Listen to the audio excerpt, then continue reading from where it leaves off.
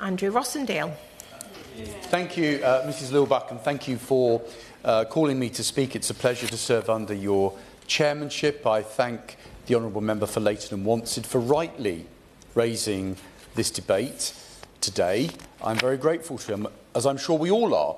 And I'd like to endorse the comments of pretty much all members that have spoken today, especially my colleague from Hornchurch and Upminster. We share the same borough of Havering, and other members have really highlighted what we all know, which this system of local government funding is fundamentally broken.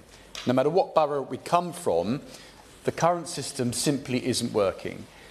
We're all suffering from local services that are inadequate, funding that isn't there for things that are absolutely essential.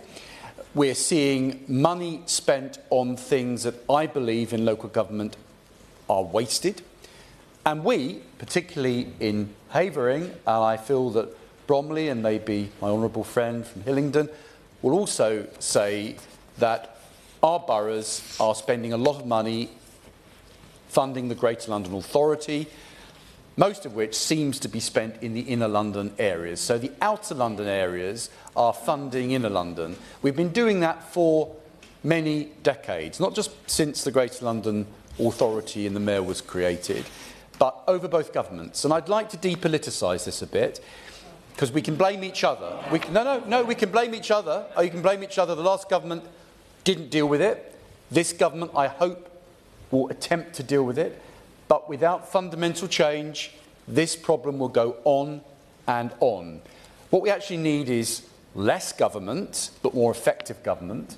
We need spending on the right things, and we need control back to our local areas and less control by central government and by the Greater London Authority. Now, Havering, as my honourable friend for Hornchurch and Upminster has rightly pointed out, I won't repeat all the arguments because she's absolutely correct on all the points she's made.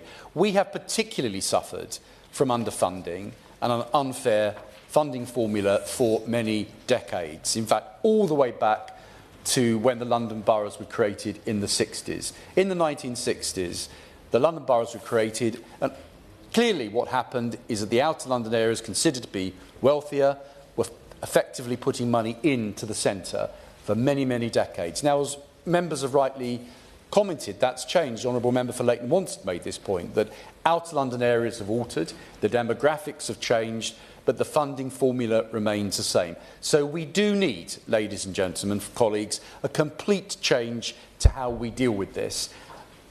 Fiddling around with the figures of the edges isn't going to solve it. We need root and branch reform of how local government operates in the Greater London area. We need more flexibility in areas like Havering, which are not really in London. We orbit London.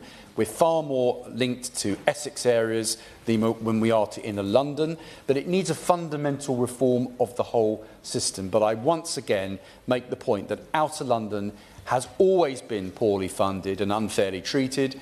Havering, particularly with a very high older population, a very high younger population, change of demographics, we particularly need more support, and I hope the Minister today will pledge that support, because on behalf of all of our constituents, we need change. Order.